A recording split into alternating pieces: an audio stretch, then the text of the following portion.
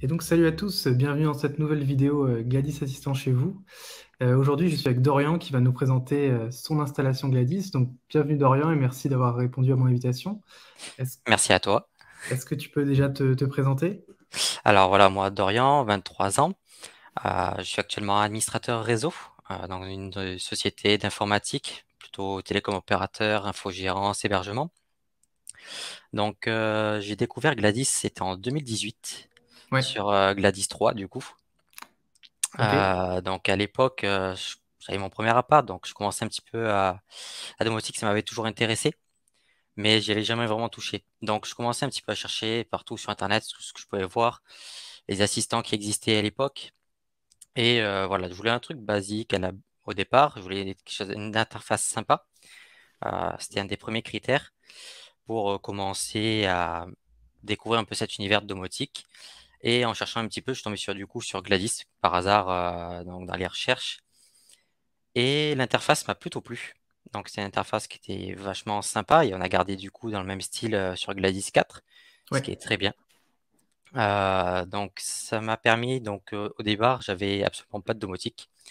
Donc j'avais acheté un petit Raspberry Pi 3 et j'avais installé Gladys là-dessus, mais j'avais seulement créé mon compte et l'interface, c'est tout. J'avais ouais, absolument zéro module, c'était purement de test.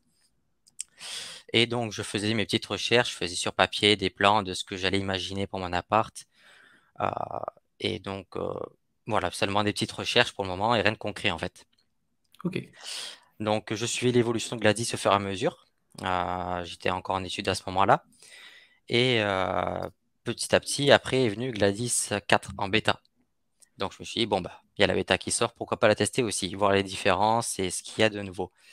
Et c'est là, du coup, que j'ai vu l'amélioration de l'interface, qui est vachement sympa, Hmm. et donc le nouveau fonctionnement, parce que bon, le noyau complet a été changé, du coup. Et du coup, le fonctionnement était vachement sympa et ça m'a permis, du coup, de me projeter un peu plus.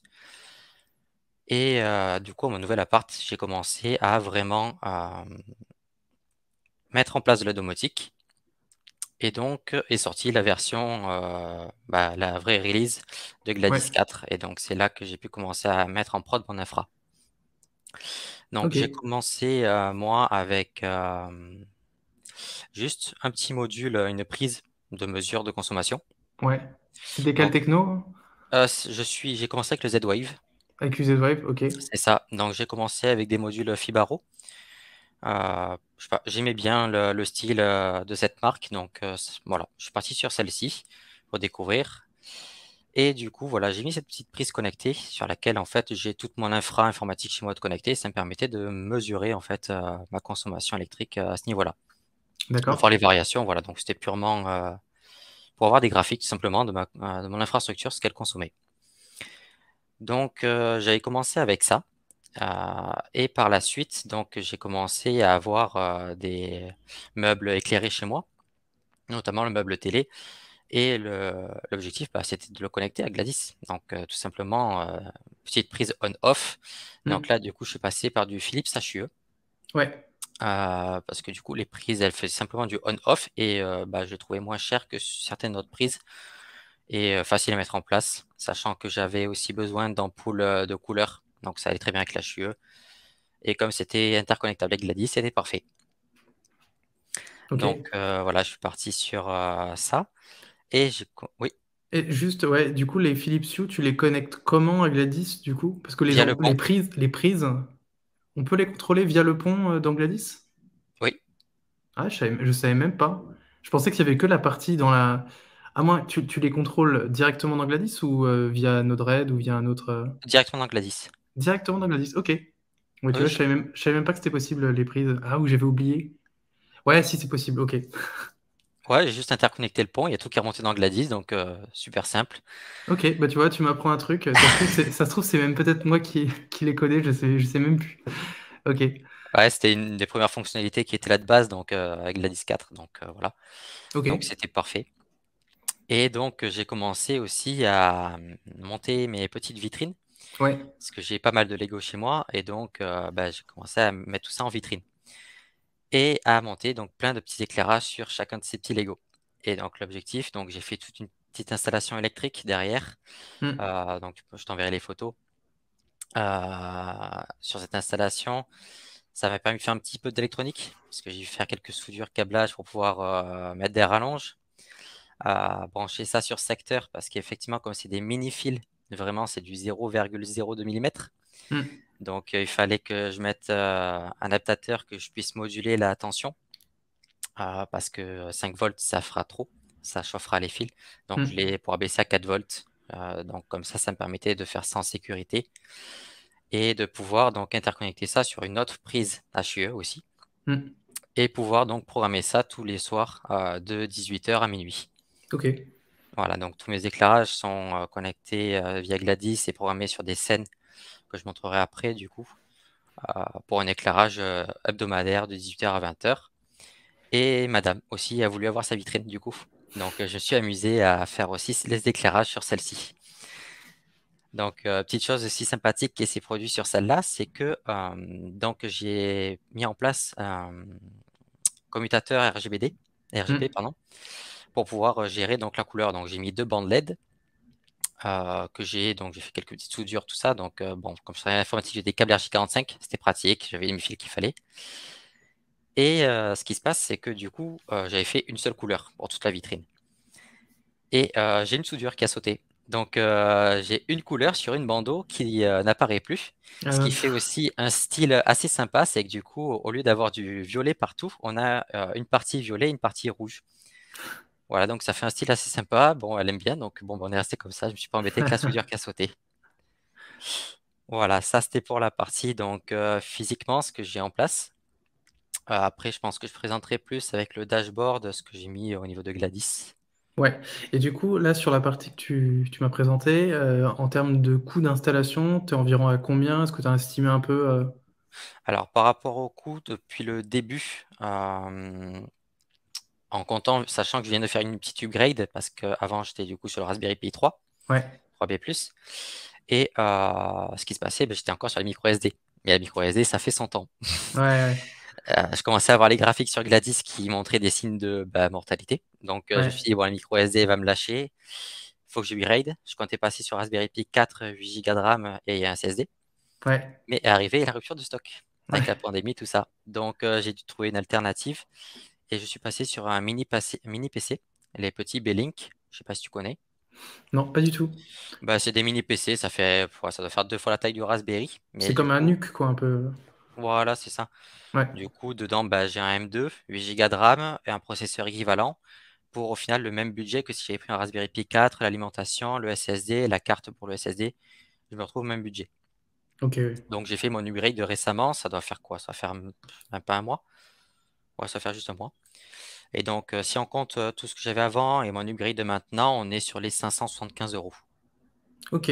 Moi, ça, Voilà. c'est honnête. Et tu me parles là de ce boîtier, là, enfin, ce mini ordinateur. À l'intérieur, c'est quoi comme stockage? C'est un SSD? C'est de la mémoire MMC? C'est quoi comme. C'est un SSD M2. Ah, ok, c'est un SMD. Ok. Voilà, Ah oui, donc M2, c'est quoi? C'est les Samsung. c'est les nouvelles générations, c'est en forme de barrette. Ah oui, oui, ok, je vois. Ça Voilà, marche. donc c'est modulable, donc je peux y mettre ce que je veux après dedans. L'avantage aussi qu'il y aura par rapport au Raspberry, c'est que c'est pas de l'ARM. Ok, ouais, Donc le processeur, voilà, c'est du vrai 64 bits, euh, ce qui va me permettre moi d'installer aussi d'autres logiciels qui je pouvais pas sur Raspberry, qui me permettaient notamment la gestion de mon onduleur, qui lui n'était pas compatible à ARM.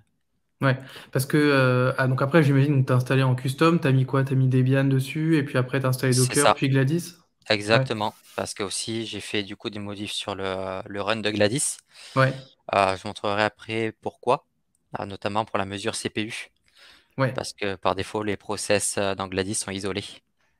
Ouais. Ok. Et j'ai donc dû faire afficher les process host dans Gladys pour pouvoir mesurer vraiment l'utilisation CPU. Ok. Ah, c'est intéressant. Bon, bah, si tu veux nous partager ton écran, tu peux y aller. Y a pas de souci. Hop. Voilà, donc là, bon, on a le petit module météo qui est intégré à Gladys. Ouais. On a cette partie-là donc qui est pour tout ce qui est vitrine. Donc je peux gérer du coup le petit on-off de mes vitrines plus le meuble TV Ouais.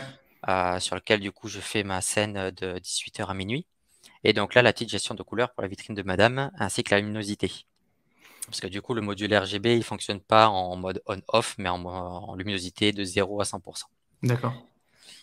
Donc là-dessus, après tout ça, cette partie-là, donc comme elle est gérée par Z-Wave, moi j'ai intégré Z-Wave non pas via Gladys directement, mais je l'ai intégré directement dans Node-RED. D'accord. Parce qu'au début, donc avant que la modification soit faite dans Gladys, Z-Wave n'était pas bien supporté. Ouais. Et donc je suis passé par Node-RED à ce moment-là, ce qui m'a permis plus de possibilités. Et au final, je me rends compte que je peux me permettre plus de choses aussi de mon côté. Hmm. Donc même pour mon futur, quand j'installerai du Zigbee, je pense que je l'intégrerai dans Node-RED et je me servirai en fait de Gladys comme interface Hmm. et gestion des scènes. Bien sûr, ouais. Ouais, ça te permet de tout tweaker si jamais tu veux changer des trucs. Exactement, et pouvoir faire plus d'opérations que ce que le permet Gladys, parce que le Gladys est là pour justement simplifier les choses. Hmm. Et justement, quand on veut faire après des choses plus avancées, là, Node-RED est plus intéressant. Hmm, bien sûr, Mais l'interface de Gladys restera toujours bien meilleure. Là, du coup, je vais voir ma partie bureau. Donc là, le ouais. petit on-off, on va cliquer dessus, c'est l'onduleur qui alimente toute mon infra. On va éviter. Voilà, bon, quand j'ai fait les tests, bon, bah, au moins je pouvais tester mon onduleur. Elle est partie sur batterie. Donc voilà, donc là j'ai ma consommation en temps réel, du coup de toute mon infra informatique, ce que ça a consommé sur le mois Hmm. et l'intensité. Donc comme ça permet de surveiller si je suis pas trop, parce que l'intégralité de mon infra est sur une seule prise électrique. Hmm. J'ai un petit schéma ici pour voir. Voilà, ça c'est tout ce que j'ai chez moi. Donc il y a un peu de matos. Donc voilà, j'ai tout ça sur une seule prise. Donc effectivement, il faut superviser tout ça Hmm. pour éviter de faire trop de bêtises. Donc voilà, après ça c'est la partie donc supervision de Gladys, donc de mon mini PC, Hmm. où je récupère la température CPU. Je montrerai après les petites commandes via Node-RED que j'utilise pour récupérer ces informations. Donc voilà, ça me permet de superviser un petit peu tout ça.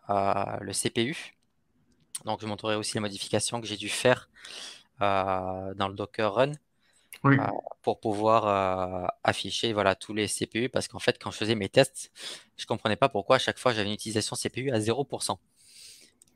Et Et ça, tu vas le récupérer côté Node-RED, on est d'accord. exactement. Et du coup, t'arrivais pas à voir ce qui se passait enfin, dans le Docker Gladys, en gros? Enfin, c'était quoi Si, le... si, ça récupérait bien les informations. Cependant, Gladys consomme absolument rien. Ah, Donc, ok. quand ça calculait sur les process du Docker, du conteneur Gladys, Ouais, bah, comme il y avait zéro utilisation, ça m'a affiché 0%. ouais. Du coup, j'ai passé une après-midi à essayer de comprendre jusqu'à que je comprenne un petit peu après les recherches que bah, du coup, je me suis connecté avec un shell directement dans le conteneur Gladys et j'ai compris que bah, il n'y avait pas tous les process host Hmm, ok. apparaissaient. Et donc, c'est après que j'ai cherché un peu dans les documentations Docker comment faire pour pouvoir afficher donc tous les process host de mon Debian dans le Ouais, conteneur Gladys. Et c'est d'accord. comme ça du coup que j'ai pu récupérer les informations. Mais alors, pourquoi dans le container Gladys? Tu veux dire plutôt dans le container Node-RED? Non? Oui, conteneur Node-RED exactement. Oui, ok, oui. Ça marche. Parce que oui, effectivement, les conteneurs à chaque fois ils isolent tout. Donc même les process sont isolés. Du coup, bah, j'avais pas les informations et il n'y avait pas de moyen pour le conteneur d'exécuter une commande directement sur l'host. Ah, bien sûr, sauf Voilà. si tu bindais en volume ton bash de Lost ou un truc comme ça. Effectivement, de base, quand tu exécutes dans le conteneur, ça s'exécute dans le conteneur. C'est ça. Donc voilà, la Ouais, solution la plus simple que j'ai trouvée, c'était voilà, de faire récupérer les process host dans le conteneur. ok. Sachant que j'ai cette problématique que pour le CPU, la température et la RAM sont partagées. Ouais, bah, ouais, c'est vrai que c'est étonnant. Après, j'imagine que c'est peut-être moins sensible de partager la température du CPU que l'utilisation en elle-même, ce qui pourrait...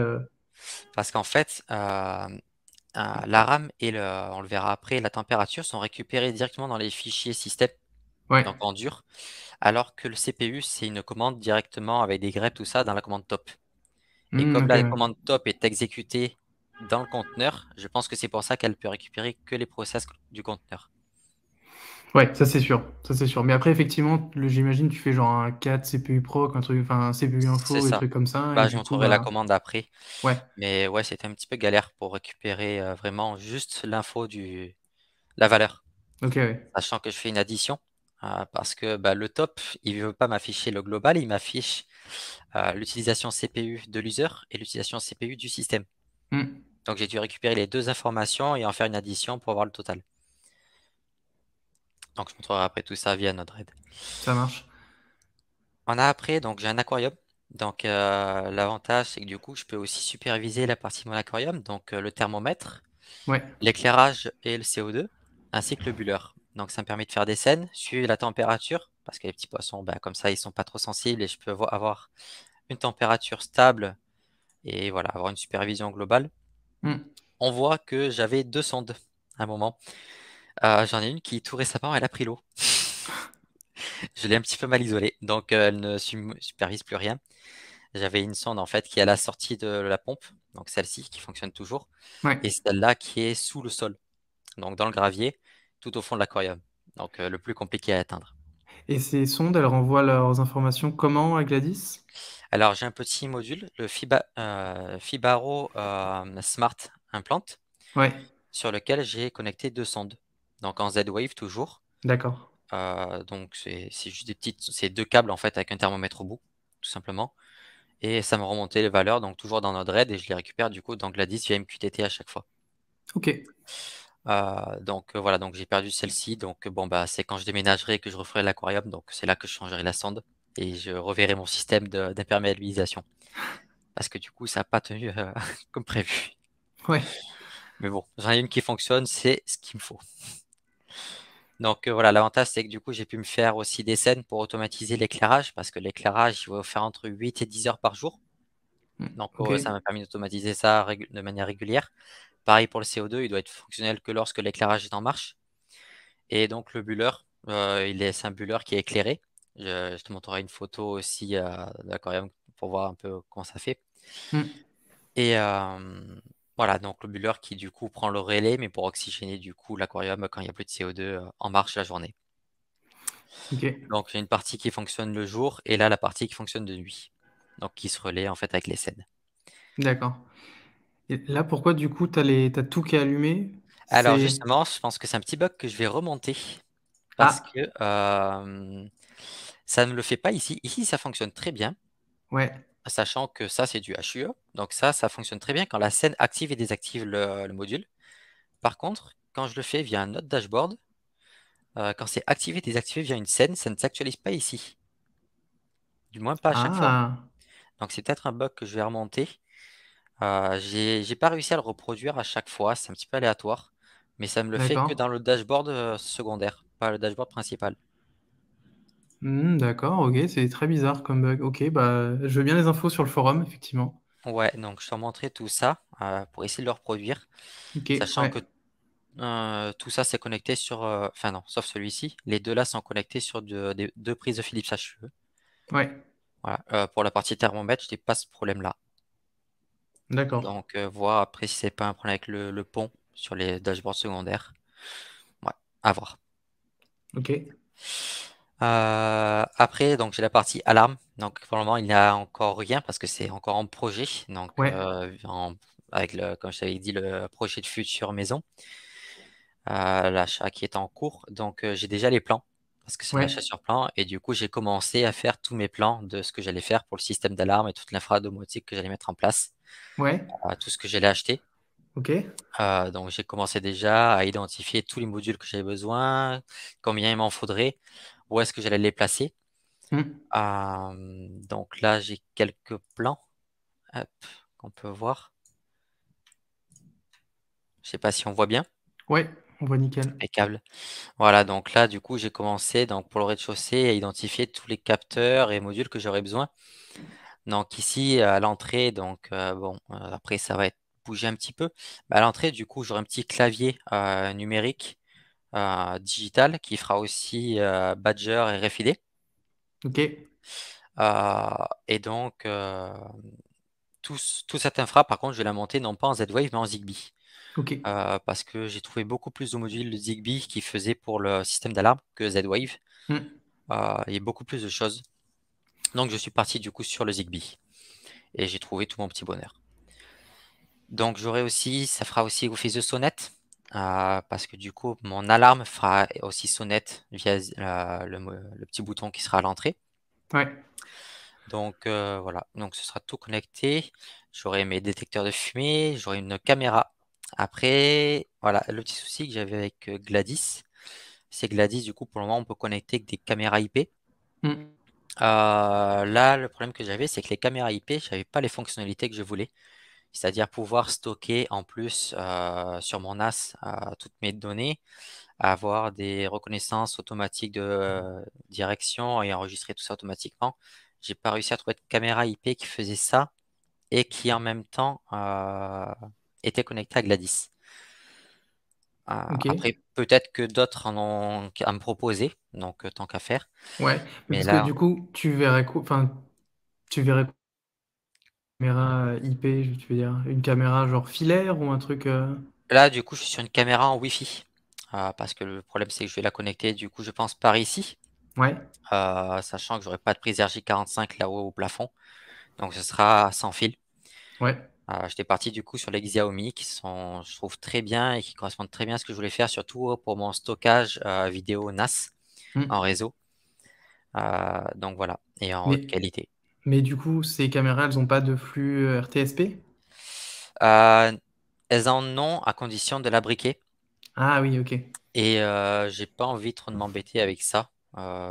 Donc pour le moment, elle fait le taf. Il y avait l'application avec en complément de Gladys. Donc pour le moment, voilà. Donc, si plus tard je trouve une caméra qui me permet d'avoir toutes mes fonctionnalités et qui se connecte facilement à Gladys, Hmm. Bah ça, voilà. ça c'est sûr que, enfin, si la caméra, le firmware, il est pas ouvert et t'ouvre pas de flux, C'est bah c'est ça. sûr que nous, côté Gladys, c'est vraiment, soit c'est ouvert, soit c'est fermé, quoi. C'est ça, parce qu'actuellement, c'est ce que j'ai. Voilà, mon système d'alarme actuel, c'est un système propriétaire Somfy.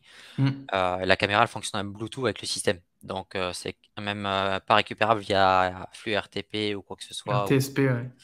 même via web, interface web. J'ai pas d'interface web pour le gérer. Ouais, C'est vraiment que par l'application du fabricant. C'est ok. pour ça que je veux refaire tout mon système d'alarme pour vraiment en faire de la domotique et connecter à Gladys. Hmm. Donc Ouais, bah pareil, ça, oui, ouais. Les caméras, enfin, faut vraiment ouais, trouver des trucs, des modèles ouverts avec le maximum de compatibilité ouverte, quoi. c'est ça, mais à la fois avoir toutes les fonctionnalités. C'est que souvent voilà, les caméras qui sont ouvertes comme ça et faciles d'accès pour les projets de domotique, bah, souvent elles n'ont pas de fonctionnalité annexe poussée. Hmm. Donc voilà, il fallait faire un choix. Et comme voilà, je préfère avoir les fonctionnalités poussées, du coup je suis parti plus sur ce modèle-là. Hmm, je comprends, ouais. Et du coup, donc voilà, j'aurai mes capteurs d'humidité, température, capteur d'ouverture de fenêtre à chaque ouverture de porte aussi, fenêtre, pareil pour l'étage. Ouais, J'aurai du coup des détecteurs de mouvement, un qui serait ici au rez-de-chaussée. Donc j'y ai justement fait sur mesure par rapport à celui que j'avais repéré, les caractéristiques. Donc j'ai dessiné l'angle de détection ouais, pour voir du coup réellement ce que ça allait me permettre de détecter. J'ai fait pareil pour l'étage, sauf que l'étage, voilà, j'y ai mis deux, mais il n'y en aura qu'une. C'est pour le moment donc des suppositions. Parce que mon système d'alarme ne fera pas que système d'alarme aussi. Mes détecteurs de mouvement feront aussi en fonction de la luminosité extérieure et de l'heure, feront allumer automatiquement les lumières. d'accord. Donc il faut que ça me permette de sécuriser les pièces correctement, mais Hmm. aussi que je puisse capter l'escalier pour pouvoir éclairer les lumières quand il y a du mouvement en fonction de l'heure correctement. Donc voilà, je dois trouver les bons positionnements. Peut-être que je le mettrai dans l'angle pour avoir l'intégralité. Euh, voilà, pour pouvoir faire à la fois système d'alarme et domotique, éclairage. Hmm, je comprends. Voilà, donc pour le moment, voilà, c'est tout en projet. Je suis en train de tout faire sur papier pour évaluer tout ça, évaluer les coûts, chaque module dont j'ai besoin. Parce qu'aussi, je vais aussi mettre en place les modules qu'on met derrière les interrupteurs pour rendre les interrupteurs classiques domotiques. Hmm. Comme ça, je pourrais garder tout le fonctionnement de mes interrupteurs classiques, mais aussi pouvoir tout interconnecter avec Gladys et justement faire en sorte que mes éclairages puissent s'allumer avec mes détecteurs de mouvement. Ok. Voilà, donc tout ça, après, ça va être toutes les scènes qu'il va falloir écrire derrière pour pouvoir faire fonctionner tout ça. Pareil, les capteurs d'inondation bah, dans les salles à risque. Donc voilà. Ça t'a trouvé des belles références en Zigbee? au Oui, en niveau. Zigbee, il y avait pas mal de références, donc j'ai eu Ouais. du choix, donc j'ai pu comparer. En fait, ça a été plus sur l'esthétique après du module que ça s'est choisi, parce Hmm. qu'après niveau fonctionnalité, bon, il faisait la même chose. Surtout ça. Ouais. Mais ouais, en Zigbee, franchement, même, enfin, quasiment tous les capteurs, le seul que j'ai pas eu de choix, ça va être pas pour les capteurs, mais celui qui fait bouton sonnette en complément de l'alarme.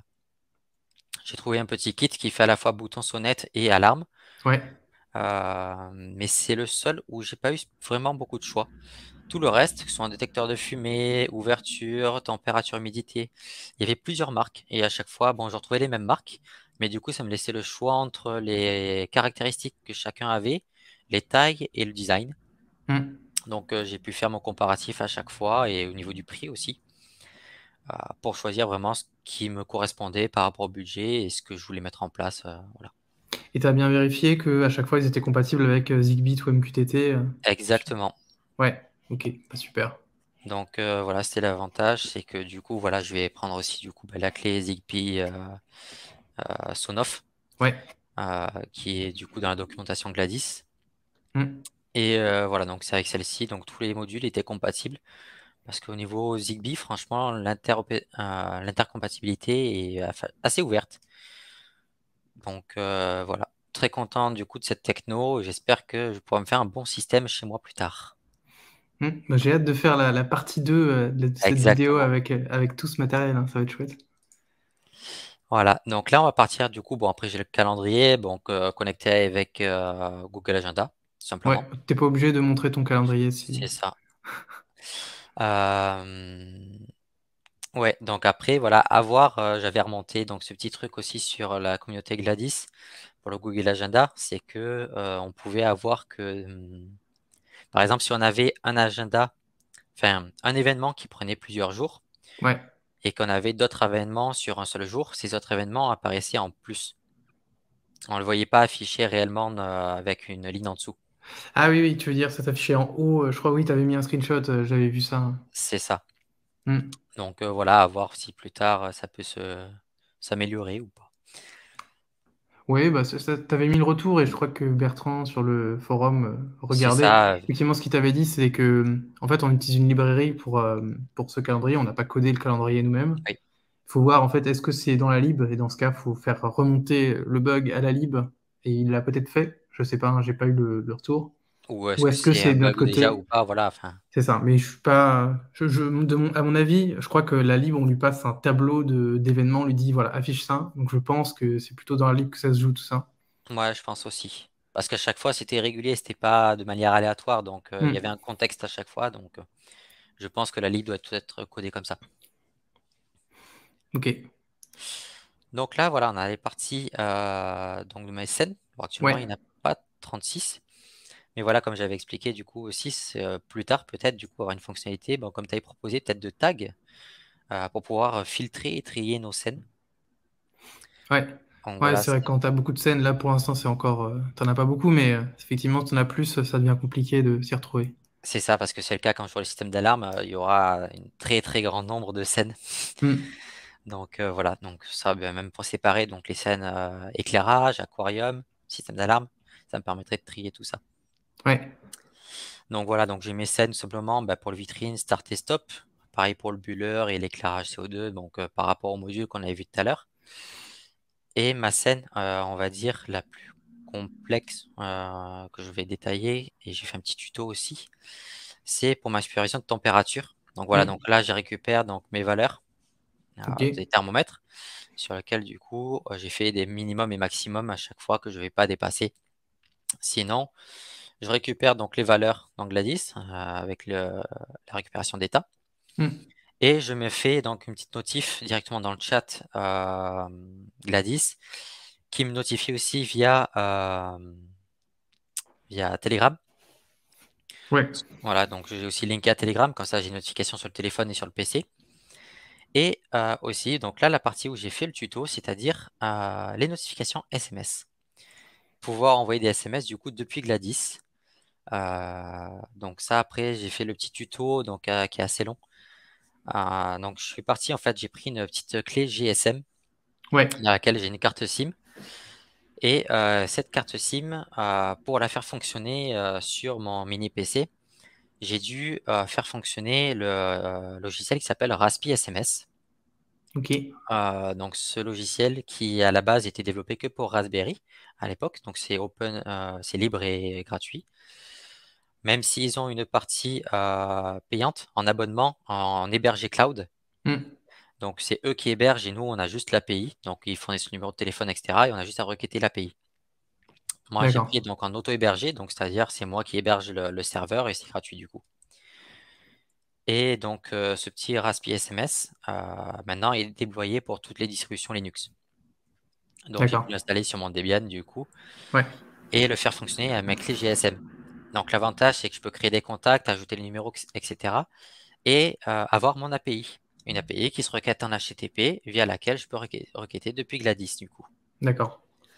Et donc via Gladys tout simplement, bah, je requête bah, j'ai ma clé API tout simplement en Ouais. local et bah, une variable texte et la variable du numéro de téléphone vers lequel je vais envoyer donc mon SMS. Ok. Voilà, après je peux renseigner des contacts directement dans l'API, faire des groupes de contacts et SMS différés. Donc voilà, c'est quelque chose qui peut permettre du coup, parce que moi je suis quelqu'un qui aime beaucoup la haute disponibilité. Hmm. Et actuellement, donc grâce à mon onduleur et les redondances batterie, euh, ma domotique est indépendante électriquement. Ce sera surtout le cas pour la partie système d'alarme, parce que tous les modules sont sur batterie, sur pile, Ouais. et du coup Gladys aussi. Mais le souci que j'ai, c'est qu'en cas de coupure Internet, Gladys, je n'aurai plus de notification. Bah Donc, oui, il me fallait un système alternatif, donc les SMS. Et comme les SMS, là, je ne passe pas par une API externe, mais directement interne avec la clé GSM sur mon boîtier, j'envoie les SMS en interne sans relais extérieur. oui. Bien sûr. Et alors moi j'ai une question. Oui. Du coup, ta carte SIM, tu payes un forfait dessus ou c'est genre avec Free, tu as une carte SIM gratuite Bah, du coup, moi, avec mon entreprise, j'ai les free offerts. Mais du coup, j'ai pris la petite carte SIM à 2 euros qui est gratuite pour Ah oui, c'est ça, ok. c'est ça. Parce Donc que c'est bon, sans surcoût pour toi. exactement, parce que bah, au final, tout ce que j'ai besoin, c'est le SMS et Hmm. cette petite puce gratuite fait les SMS illimités. C'est parfait. Ah bah génial, ouais.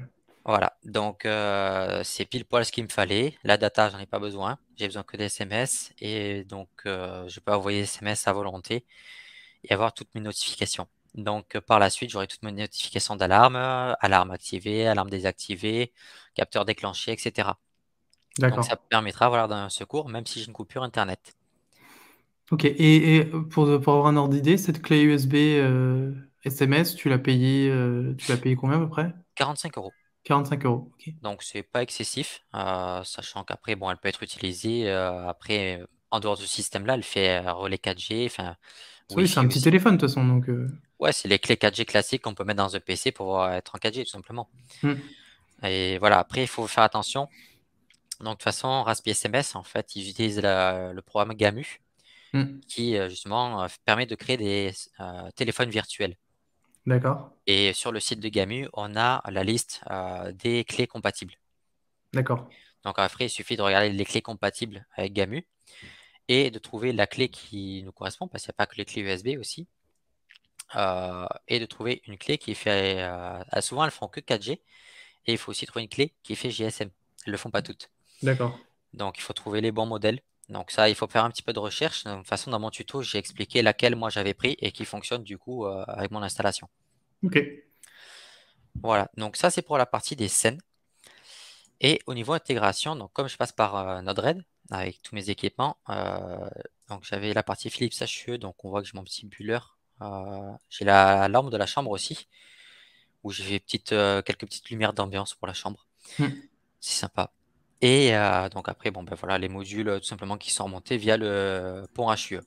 Donc là-dessus, bon ben j'ai rien fait de particulier, c'est automatiquement reconnu dans Gladys. D'accord. Voilà, on a la configuration et c'est là que ça remonte du coup les modules. Et via MQTT, du coup, voilà, j'ai pu créer tous mes modules. J'ai la partie Gladys, donc ça c'est ce qui me permettait de remonter les informations de Gladys. Donc je me suis créé donc un module pour la RAM, un module pour le CPU Hmm. et un autre pour la température. Donc à D'accord. chaque fois, c'est que des modules en lecture, Ouais. parce que pas besoin de plus. Je vais montrer du coup côté Node-RED ce que ça donne pour la partie système. D'accord. Donc j'ai mis en place un trigger qui se lance au démarrage du conteneur. D'accord. Donc dès que ça démarre, ça va exécuter donc une petite boucle de 30 secondes. Toutes les 30 secondes, ça va exécuter donc mes petites commandes Linux. Ouais. Donc c'est celle-ci du coup pour récupérer le CPU. Je vais zoomer un peu peut-être. Ouais. Super. Ouais, très bien. Voilà, donc en fait je fais un top-N1 parce que top par défaut en fait va s'actualiser automatiquement. Et avec le N1, on va lui dire qu'il n'affichera qu'une seule occurrence. Donc D'accord. il ne s'actualisera pas. Et le "-B, ça va permettre en fait de formater le résultat du top pour le shell. Ça va en créer un tableau en fait. Ça va faire des colonnes qui seront du coup gérables dans une commande. Ok. Donc avec mon grep, je vais récupérer seulement la ligne du CPU qui me correspond. Hmm. Et avec mon sed, je vais récupérer du coup les différentes valeurs. Parce que comme je l'ai expliqué tout à l'heure, la valeur CPU utilisée, il est séparée en système et en utilisateur. D'accord. Donc il faut que je récupère chaque valeur. Euh, c'est ici, pardon, c'est la WK, Ouais. qui me permet du coup de récupérer ça sous forme de tableau. Ça, c'est grâce au B. Ça a créé du coup des colonnes. Donc à chaque fois, on va dire que chaque mot du coup est équivalent à une colonne. D'accord. Donc ça me permet, avec la position du mot, donc de la valeur, de les récupérer, de faire une opération pour faire mon addition. Ok. Et avec mon set, du coup, je récupère, enfin, je retire plutôt les caractères dont j'ai pas besoin parce que je veux récupérer juste une valeur numérique. Ok. Et donc, à Et la fin, après, tout ouais, tu simplement, voilà. parses. Voilà, je pars en entier pour avoir vraiment la valeur numérique. Ok. C'est marrant parce que, alors, tout le monde en général, dès qu'on veut récupérer effectivement ce genre d'infos, on fait tout en bash, en concaténant à chaque fois, enfin, en passant d'un programme à l'autre les données. Alors qu'en fait, on pourrait faire limite, moi qui souhaite plus, par exemple, je suis plus JS, moi, Mhm. j'aurais fait un top dès le début, et puis j'aurais fait tout le filtrage, tout ça, dans la fonction, en fait, dans la fonction JS juste après, quoi. Ah ouais, Mais bon, ouais, c'est vrai. c'est. L'avantage en fait de le faire comme ça en pipant tout de l'un à l'autre, c'est que effectivement tu peux le tester beaucoup plus simplement directement dans ton terminal, quoi. C'est ça, c'était surtout le but, c'est pouvoir tester parce que bon, je connaissais pas trop la commande, donc j'ai dû faire peaufinage au fur et à Ouais, mesure. au fur et à mesure, ouais. C'est ça. Et surtout que bon, je me débrouille plus en Bash et en PHP. Ok, Au moins début, JavaScript. c'est ça, JavaScript, c'est pas trop. J'en ai fait un petit peu parce que j'ai développé pas mal de sites web. Mais voilà, Bash et PHP, c'est ce que je maîtrisais le mieux. Ouais. À un moment, je me suis même mis pour avoir des notifications mail depuis Gladys. Hmm. Je me suis mis à développer ma petite API PHP, Ouais. donc sur mon serveur web, pour requêter via Gladys, donc une page web sur laquelle j'aurai toutes mes informations en post et ça enverrait donc des mails, tout simplement. Donc ça, c'est en cours de dev de mon côté. Voilà. Donc c'était pour la partie script PHP de mon côté. Ok. Après, voilà, donc pour la partie mémoire, donc là, la différence, c'est que du coup, j'ai juste fait un free. Mais le free, Hmm. du coup, affiche directement la mémoire libre et utilisée dans le shell, Ouais. mais en mode brut. C'est pas comme le top où ça exécute un process. Du coup, l'avantage, c'est que c'est comme du texte, donc on récupère directement les informations. Donc je fais mon petit grep pour récupérer seulement ma ligne qui me correspond, et pareil, ma WK pour récupérer les positions des valeurs. Ok. Très bien. Très simple. Voilà. Et après, c'est pareil, Pareil, tu voilà, je fais un parses. parse float, voilà, pour Ah oui. récupérer la virgule. Ouais. Et comme j'avais des chiffres à rallonge, Ouais, un t'as mis petit en. to fixed pour avoir que deux chiffres après la virgule. Ouais. Parce que des fois, ça faisait des rendus bizarres. Un peu sale, ouais. C'est ça. J'imagine.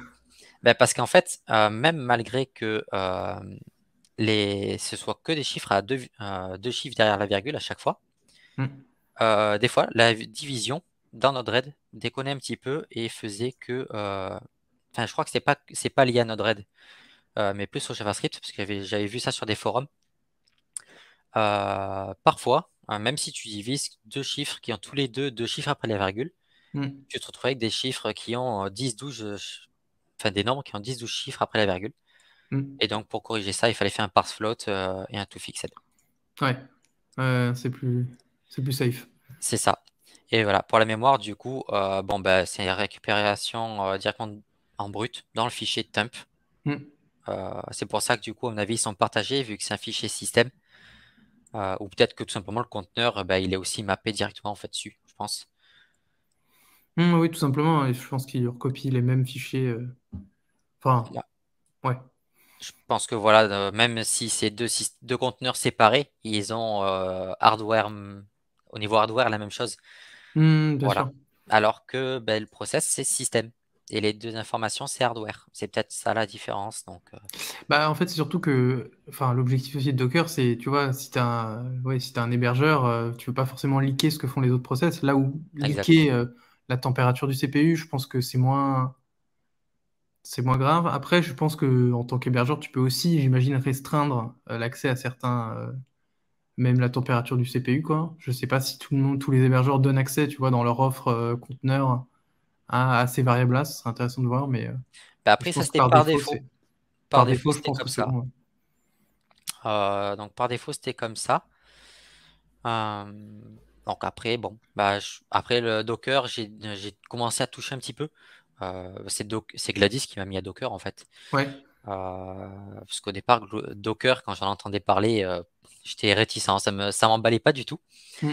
Vu que Gladys s'est mis sur Docker, je me suis dit, bon, bah, je vais regarder tout ça. Et donc, voilà. Bon, bah, je m'y suis intéressé, un peu d'Open Classroom pour toucher un peu plus à ça. Et Hmm. voilà, au final, je me rends compte que Docker, c'est vachement plus intéressant que ce que j'avais en tête. Ah, Voilà. ouais, c'est génial, Docker, hein. C'est... Ouais, ouais, c'est vraiment pratique au final. J'ai essayé après de rendre des applications qui ne sont pas Docker en les mettant sous Docker, en créant mes Ouais, propres images, tout ça. ouais. Bon, plus compliqué que ce que j'avais en tête. Ouais, il y a Quand toujours des c'est petites des applications subtilités, Presta. mais Et ouais, parce qu'en fait, il faut savoir exactement tous les fichiers écrits par l'application pour pouvoir les binder sur le host, hmm. pour qu'ils soient permanents, comme le fait Gladys tout simplement avec la base de données. Ça, bien sûr, bah, ça, tous les fichiers, effectivement, de persistance, ça doit être dans des volumes C'est ça. Mais il et faut connaître tous les juste ton fichiers. code. Ah, ouais, effectivement. Ouais. Si tu maîtrises pas l'appli, effectivement, c'est moins facile. Exactement. C'est pour ça, Raspi SMS, à la base, je voulais le foutre sur Docker pour Ouais, que et t'as j'ai bah, tout pas. mon install sous Docker. Mais j'ai pas réussi à lister tous les fichiers écrits par Raspi SMS. Donc, j'ai pas pu créer l'image Docker Ah, tout simplement. dommage.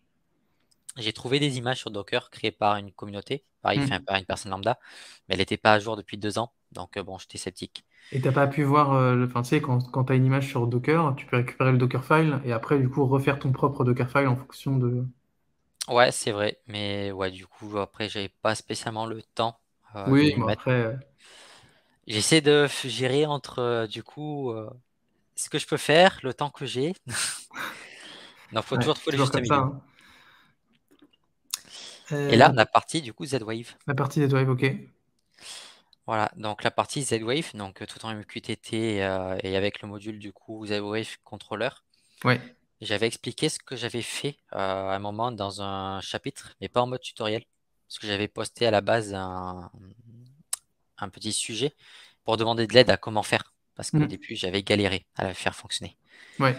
Et après j'ai trouvé comment faire, du coup j'avais expliqué ça dans le chapitre, mais peut-être que du coup je ferai un petit tuto Ouais, pour il ceux faudrait le qui veulent. convertir en tuto, hein. Ça peut être intéressant. C'est ça, parce que peut-être qu'il y en a qui veulent du coup faire du Z-Wave plus poussé que ce que permet Gladys, et donc faire comme ça. Sachant que maintenant Gladys, bon, a quasiment toutes les fonctionnalités Z-Wave. Bon, moi je suis resté comme ça parce que j'avais pas envie de tout refaire et puis bon, Non, si ça j'aime marche bien. bien, Voilà. ça fait le boulot, hein. Du coup, ouais, si tu peux nous expliquer un peu vite fait, juste rapidement, un peu à chaque étape, à quoi ça sert, dans quel sens ça va. Bon, moi, je comprends, mais comme ça, la personne qui regarde cette vidéo, elle comprend un peu le. Exactement. Donc là, ben, j'ai mes deux blocs MQTT de Gladys. Ouais. Donc mes petits boutons. Donc là, là c'est le bouton. Enfin, c'est pas le bouton du coup. C'est le petit curseur Hmm. de taux de luminosité. Et là, donc mon petit bouton color, on va dire, Hmm. de Gladys. Et j'ai galéré un petit peu pour comprendre comment ça fonctionnait jusqu'à ce que je comprenne qu'en fait que Gladys envoyait les couleurs en mode décimal. Ouais. Et donc là, j'ai dû chercher comment convertir ce mode décimal en format RGB Ouais. pour pouvoir l'envoyer à mon module Z-Wave. Donc là, j'ai fait pas mal de recherches sur Internet pour pouvoir convertir tout ça et le récupérer facilement. Donc j'avais essayé de faire mes petites fonctions, tout ça. Et puis à un moment donné, par pur hasard, je suis tombé sur une fonction qui faisait parfaitement ce que je voulais. Donc j'ai récupéré la fonction et Hmm. ça me permettait donc dans mon message de récupérer indépendamment ma valeur rouge, green et blue. Ouais, ça, tu aurais pu nous demander sur le forum parce qu'en fait, cette fonction, en fait, dans Gladys, on a pour chaque type, tu vois, d'appareil, Ouais, on décide un peu d'une unité qui sera utilisée dans Gladys et c'est un peu arbitraire. C'est-à-dire que, bah, en fait, forcément, ça plaira à certains, ça plaira pas à d'autres parce que certains modules utilisent de l'hexadécimal, d'autres vont utiliser c'est du ça. RGB. Enfin, c'est un peu la foire. Tout le monde utilise tout et n'importe quoi. Et du coup, nous, on a fait le choix d'être en entier.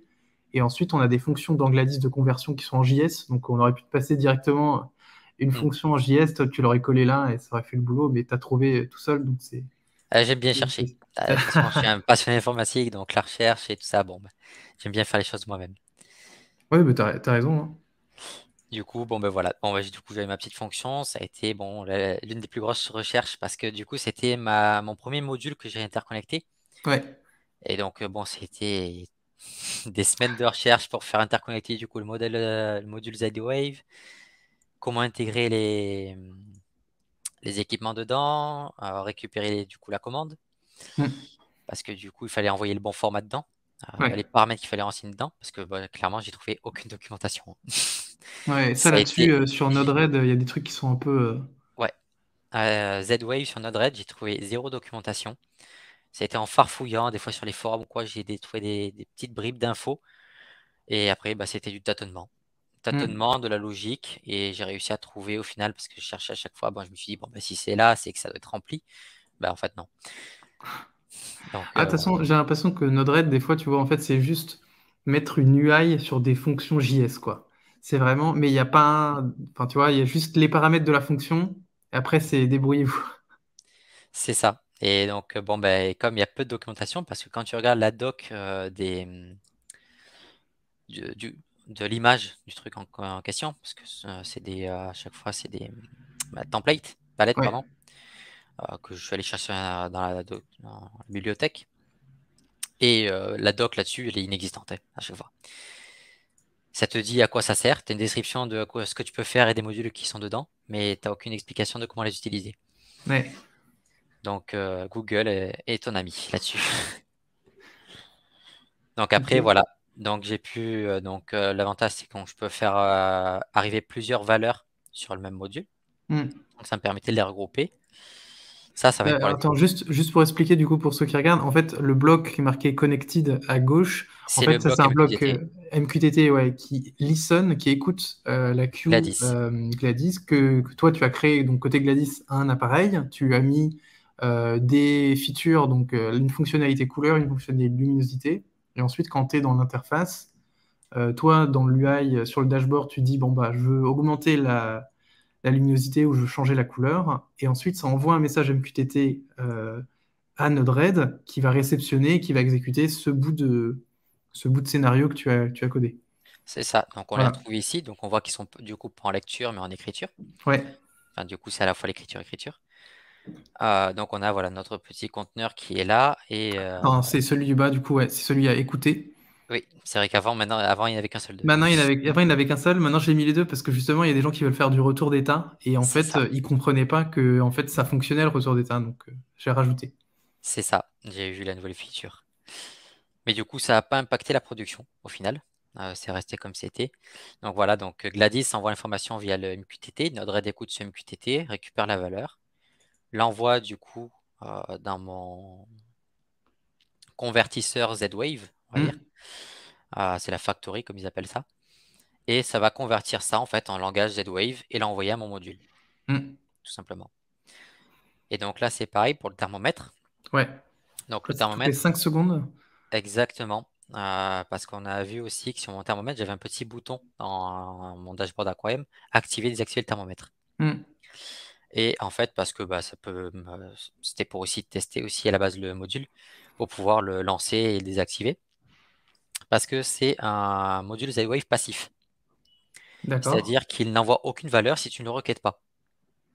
Ok. C'est pour ça que du coup, j'ai une requête qui part toutes les 5 secondes. Donc, j'ai mon trigger qui va requêter une première fois euh, pour le lancement et qui va déclencher ça pour que ça se relance toutes les 5 secondes. Mais au départ, c'était pas le cas, parce que ça, je l'ai découvert la semaine dernière, ce petit Ouais. module. Et donc, avant, j'utilisais le bouton on-off pour pouvoir déclencher une première fois ça et que ça requête donc le Smart Implant de Fibaro Hmm. pour pouvoir récupérer mes valeurs. Parce que du coup, j'envoie une requête. Dans cette requête, j'envoie une valeur, un chiffre, Ouais. qui correspond au node de mon module Z-Wave. Donc, comme j'ai deux sondes sur mon module, il me les a numérotées. Il a donné un identifiant. Hmm. L'avantage que je trouve qui est très bien à Z-Wave, c'est que du coup, tu peux récupérer ton module et tu as toutes les informations qui remontent. Du coup, tu sais parfaitement à chaque fois euh, où récupérer ton module, à quel node il correspond, etc. Hmm. Donc, par exemple, là, c'était 8 secondes et je l'ai envoyé en multi-sensor. Donc, on peut voir du coup si je vais dans multi-sensor, bon, j'ai le voltage et on voit mes températures en live. Hmm. Et ça me permettait du coup de récupérer mon node. Ouais. Voilà, chose que je sais pas si on voit sous Gladys, mais Gladys du coup le fait de manière transparente en fait. Alors si, hein, le Note ID, il est écrit en haut à droite, je crois. Il y a une sorte de petit cartouche tout petit et c'est marqué Note 8, D'accord. Note 9. Ouais, si, c'est marqué. Ouais, bah, comme j'avais pas testé le Segway du coup à l'époque. Mais voilà. Du coup, c'était pratique parce qu'au moins l'avantage c'est que je pouvais directement créer les filtres par Hmm. rapport à l'interface graphique. Donc Node-RED est vachement bien foutu pour ça d'ailleurs. Hmm. Donc Ouais, c'est c'est très intéressant. pratique. Et du coup, voilà, donc en fait j'ai un node qui envoie la valeur 8 et un autre pour le 9. Ouais. Et donc à chaque fois, bah, ça correspond à mes deux blocs de température, mes deux sondes. Bon, c'est là qui fonctionne plus du coup. Et dans ma factory, en fait, je récupère mon payload et ça le retranscrit donc dans mon module. Quand il reçoit comme information multi-sensor level, donc dans Hmm. cette catégorie-là, un get. Donc je lui demande de récupérer les informations et à chaque fois, il reçoit donc soit le 8, soit le 9. Donc il reçoit un get ici, soit 8, soit 9. Donc il a cette information-là. Une fois qu'il a l'information, il prend enfin, il récupère l'information sur son module et la retranscrit donc sur moi, il l'envoie et je la récupère dans un filter. D'accord. Ce filter, donc, est-ce que, je crois que c'était juste un nom. Voilà, hop, elle est la commande. Voilà, on l'a là. Donc c'est là que je disais que c'était pratique Node-RED parce que tu peux cliquer en fait tout simplement sur ton node Ah, ok. et récupérer ton filtre. D'accord. Et donc après, tu as juste à copier-coller ton filtre et tu as tout qui est prédéfini. Hmm. Donc je sais que je récupère mon endpoint 8 qui correspond ici. Et après, bon, bah, ça après c'est tout généré par défaut. Et voilà, du coup en fait, le module renvoie l'information à Node-RED. Dans Node-RED, j'ai ce filtre qui va récupérer seulement ce que j'ai besoin. Ouais, seulement la bonne comme classe, hein. Ouais. Exactement. Et il check ça en value update. D'accord. C'est-à-dire qu'en fait, quand je vais envoyer ça, il va m'envoyer toutes les informations de cette catégorie-là. Et donc, je filtre Tu veux en chercher, event. ouais, que cet événement-là. Ok. C'est ça. Parce que lui, il va s'actualiser que lorsqu'il récupérera une information de l'implant, du module. D'accord. Et comme ce module-là est un module passif, je suis obligé de requêter pour lui dire d'envoyer une information à Node-RED. D'accord. Et après, donc, comme il récupère à la fois le 8 et le 9, j'ai deux petites fonctions. Donc, tout simplement, si dans le payload, l'object endpoint est égal à 8, Hmm. tu le renvoies ici. S'il est égal à 9, tu le renvoies ici. Donc ça, c'est mes deux autres objets en écoute côté Gladys en MQTT. D'accord. Voilà.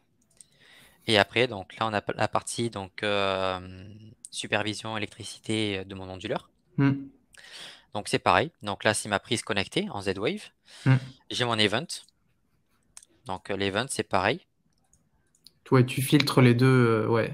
Exactement. Donc là, j'ai juste donné le nom et Hmm. le filtre qui correspond. Donc D'accord. ça, c'est la classe en fait du filtre et la propriété en question. Donc il va aller me chercher la valeur qui correspond à ça. Et pareil, il est en value update, c'est-à-dire qu'il va me sortir la valeur que si c'est une value update. D'accord. Alors après, je peux choisir si c'est une notification, c'est en fonction après de ce qu'on récupère. D'accord, ouais. Et il me choisit donc la sortie. À chaque fois, ça c'est une sortie qu'on définit. Ouais, ça crée une nouvelle sortie. Ok. Ah, c'est cool. Exactement. Et donc sur cette sortie-là, je rattache donc une fonction sur laquelle après je fais donc ma conversion. Ouais. Donc mon message new value. Parce que du coup, en fait, mon event, il va me sortir la value actuelle et la new value. Hmm. Et moi, ce qui m'intéresse, c'est la new value pour actualiser Gladys. Ouais. Donc je récupère la new value et je la renvoie pareil dans un conteneur MQTT de Gladys qui en écoute. D'accord. Je fais pareil du coup pour les watts, tout simplement. Hmm. Et chose que ne fournit pas mon module, c'est l'intensité électrique, les ampérages. Ouais. Et donc forcément, je suis obligé de calculer ça.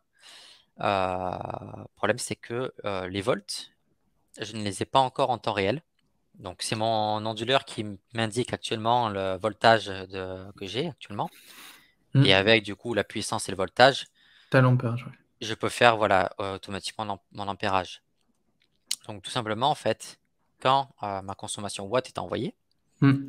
je la transmets à ma fonction d'ampérage, je récupère les watts, je divise par la tension et du coup j'ai mon intensité. D'accord. Voilà.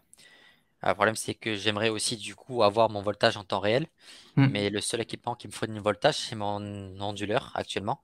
Hmm. Il a une interface web qui est en JavaScript et j'ai pas encore réussi via une commande à À afficher du récupérer, JavaScript euh, donc pour avoir la valeur. Donc là, c'est les recherches que je fais actuellement pour pouvoir exécuter du JavaScript web dans une commande de Linux. ok. Donc après, si quelqu'un a une idée, je suis preneur. Et parce qu'après, quand tu me dis que tu as une interface web, ils ont une API ou c'est juste. Non, c'est purement une interface web en JavaScript. Vraiment, c'est voilà, tout simplement. Ok. Donc j'ai les Mais ça informations après, là. quand si tu inspectes l'élément, quand tu affiches ça, ça vient d'où l'information là? Genre si tu. C'est après parce que j'ai mon mini PC qui est branché en USB sur l'onduleur. Oui, mais je veux dire, là, dans ta page web, la formation, elle est. Après, fais peut-être pas ça s'il y a des clés d'API dans dans Non, il Network y a qui se pas d'API, promènent. c'est pur USB JavaScript. Là, Ok. Là, quand tu fais ouvre Network, tu fais un rafraîchissement de la page. Ouvre Network, pardon, l'onglet Network, tout en haut. Tu Network. vois, élément console source network, ouais. Et là-dedans, enfin, en fait, comment est render de l'arrière? Il y a forcément un. Ben, en fait, Soit. c'est des scripts qui s'actualisent. Ouais, et clique sur un, par exemple, pour comprendre. Après, ouais, je vais pas chercher plus. En fait, il faut arriver à trouver la requête Bah, je crois qui. que c'est celle-là, requête monitor data. Ouais, il faut retrouver mon data dans la donnée que tu récupères. Ah, Où est-ce que la data que tu veux est? Il faut un peu ouvrir tous les attributs du JSON. Et après, il faudrait voir comment faire la même requête en fait depuis Node-RED, quoi, tout simplement. c'est ça, parce qu'en fait, je voulais faire à la base un curl. Le problème, c'est Ouais. que le curl, du coup, il m'envoie tout en HTML et même le script JavaScript, il l'exécute pas. Du coup, bah, j'avais Oui, pas mais mes valeurs. le JavaScript en lui-même, il fait des requêtes. Donc en fait, autant passer directement à l'étape requête et à faire la requête dans Node-RED en mode HTTP request, quoi, classique. Le truc, c'est que je sais pas si je pourrais le faire comme ça. Parce qu'il y Ouais. a un petit software, en fait, qui fonctionne en Java, qui fait l'interconnexion. Ah, ok. Ouais, à regarder. Donc voilà, c'est pour ça que je voulais passer juste par l'interface, faire des greps et pareil, trier pour récupérer la valeur. Hmm. Voilà, donc voilà, je suis en train de creuser ça pour récupérer ma valeur de voltage en temps réel et pouvoir faire vraiment mes calculs en temps réel. Ok, intéressant. Et donc après, onduleur on-off, ça c'est pour donc, allumer et éteindre ton onduleur dans Gladys. Exactement. Et là, c'est pour, comme on l'a vu tout à l'heure sur Gladys, je vais remontrer. On a ici du coup l'énergie consommée en kilowattheure Ouais, et je le fais sur chaque point. D'accord. Ma prise électrique, elle fait, à partir du moment où elle est branchée, elle calcule tout et elle additionne, elle additionne, elle additionne. D'accord. Et bon, au bout d'un moment, j'arrivais à des valeurs, ça n'avait pas d'intérêt de les avoir. Donc je me suis dit, bon, bah, tant qu'à faire, autant avoir ma consommation en kilowattheure par mois. D'accord. Donc j'ai un trigger, pour le moment, c'est pas spécialement propre, qui renvoie la requête toutes les 30 secondes. Ouais. Toutes les 30 secondes, je check la date actuelle et l'heure actuelle. Ouais. Si le jour, on est le premier du mois et que l'heure est à 00, Ouais. dans ce cas, tu envoies la requête, tu envoies tout simplement un return true à la commande meter reset du Ok. module. Mais Donc, alors, attends, si ça, tu l'exécutes, c'est à 00, c'est 0 heure, 0 minute. Du coup, exactement. potentiellement. Ah oui, non, tu vas pas l'exécuter. Tu vas l'exécuter qu'une fois, en fait, au final. C'est ça parce que Ça du va coup, tomber plus ou moins. ben, comme j'ai fait sur 30 secondes, c'est fait exprès, Ouais. euh, pour que justement, en fait, il y ait un seul cas où ça tombe réellement deux fois en une minute. Hmm. C'est que ça fasse de 0 secondes à 60 secondes, vraiment sur la minute. Et là, dans ce cas, ce sera actualisé deux fois. Mais même si c'est Oui. actualisé deux fois, ça remettra à zéro seulement sur la première minute du premier jour. Oui, ce qui est pas Voilà. très grave. Et j'aurais peut-être mesuré 0 kWh, donc bon, Ouais, il y aura ouais, rien ouais. de Ok, perdu non, mais sur la. ça fait le job. Après, il faut juste effectivement être sûr et certain que ça c'est bien exécuté. Mais effectivement, si c'est fait toutes les 30 secondes, je vois pas pourquoi ça. C'est ça. Et donc là, je suis en train de chercher un module Node-RED où je pourrais simplement avoir un trigger de temps. J'en ai Oui, bah, trouvé, je pense que ça mais existe, ouais, hein, ouais. ouais, j'en ai trouvé, mais ils font que sur la l'heure et pas la date. Ah oui. Donc après, voir, bon, j'ai pas cherché le Après, super longtemps. l'autre possibilité, c'est de faire un truc plus propre, c'est de faire un truc sur l'heure. Et tous les soirs à minuit, tu le déclenches et tu mets ensuite ton check date uniquement sur la date. Est-ce qu'on est le Oui, premier du mois? c'est ça, ça Et, permettrait de limiter les et- requêtes. c'est ça, hein, tu limites les requêtes et puis en plus, c'est sûr et certain que c'est béton, tu vois, ça va exécuter une seule fois à minuit. Ouais, Le premier, ce sera plus propre, ouais. Ouais, c'est vrai. c'est vrai que c'est pas bête du tout. Mais ouais, voilà, donc je cherche un petit module, voir s'ils n'ont pas dans la bibliothèque quelque chose qui fait vraiment dater complet. Hmm. Mais ouais, c'est vrai que cette solution en alternative est vraiment pas mal. Mais alors sinon, tout simplement, attends, c'est encore plus simple. Tu utilises Gladys. Dans Gladys, tu fais une scène qui se déclenche le premier du mois, qui est publie dans MQTT un message. Ah bah oui. Tu fais un device virtuel que tu appelles déclenchement reset onduleur. Et après, tu envoies un et puis c'est bon. Ouais, bah, encore plus simple, voilà, Ouais, parfait. parce que Gladys, pour le coup, là, tu sais que ça Ça fait, ça fonctionne très fera, ça bien. fera, ça fera le truc, quoi. Ouais. Ouais, c'est pas bête. Et en plus, comme ça me permet aussi de le pouvoir l'utiliser la main si je veux.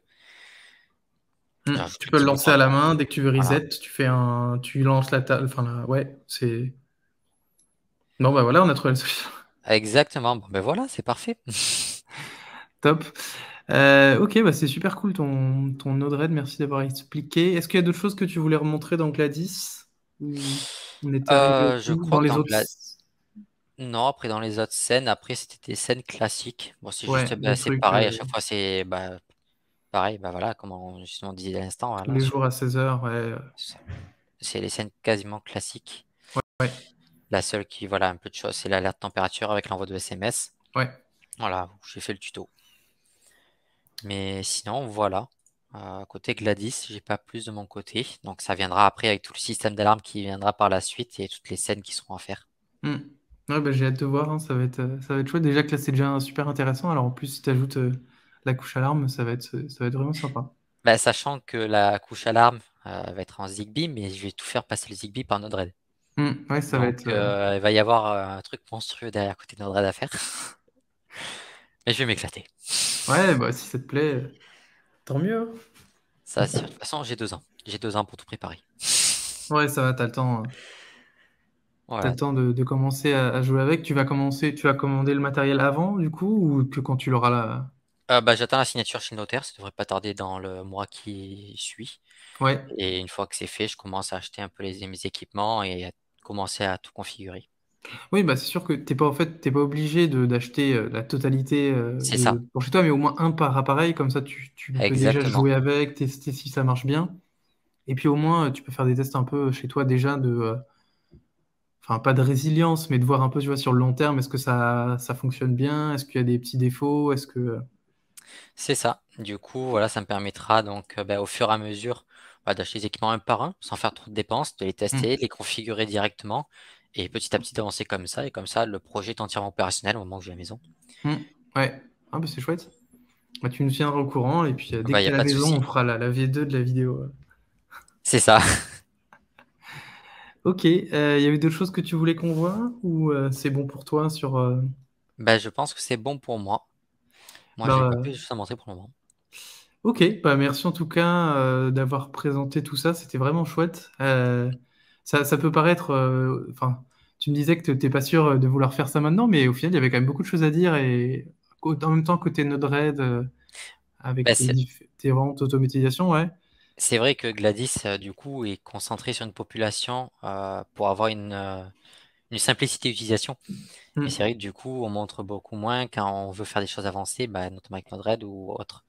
Parce que je pense que je suis pas le seul, il doit y en avoir d'autres qui développent leur propre API hmm. pour faire des choses plus avancées sur Gladys. Bien sûr, ouais. Bah, en fait, l'objectif, c'était d'avoir quand même enfin, d'avoir un produit hyper simple qui C'est ça. est utilisable par tous. Mais en fait, si on veut aller plus loin, Bah, avec c'est ouvert. MQTT, qui est un peu la brique qui ouvre Gladys, quoi, tu peux connecter tout et n'importe quoi, que ce soit du Node-RED, que ce soit un script PHP custom qui est publié dans Node-RED, que ce soit tout ce qu'on veut, un petit script Python, tout est possible, quoi. C'est ça. Malgré que Gladys, du coup, soit à être au plus simple possible, Hmm, eh ben, ça bloque absolument pas à faire des choses avancées. hmm. Ouais, c'est vrai. Et c'est ça qui est vachement intéressant sur Gladys, je trouve, par rapport à d'autres. Hmm. Et puis en fait aussi, moi je trouve la force, là, en fait l'interface que tu as, en fait un appareil pour Gladys, que ce soit un appareil MQTT, que ce soit un appareil qui vient de Philips Hue, que ce soit un appareil qui vient de n'importe quelle intégration, en fait c'est la même chose. Mm, On fait, comme je te parlais, là, ce travail de conversion d'unité, ce conversion de format à chaque fois, pour que dans Gladys ça soit standard, et après en fait chaque intégration fait sa tambouille pour convertir dans l'autre sens. Si on a de l'hexadécimal qui arrive de Philips Hue, bah, on va renvoyer de ça et on va récupérer de ça, mais on fera toujours la petite conversion et c'est ça qui fait que on a une base qui est cohérente, quelles que soient les intégrations. c'est ça, parce qu'au moins, quand on a une interface, eh ben, on s'en fout de ce qu'il y a derrière. Hmm. Quand l'utilisateur, eh ben, il a son dashboard et ses configurations derrière, que ce soit du Zigbee, Z-Wave, ce qu'il veut, du Bluetooth, Wi-Fi. Voilà. Ouais. Ok, bon bah en tout cas merci merci d'avoir pris le temps de me partager Bah, il ton n'y a pas de souci. installation.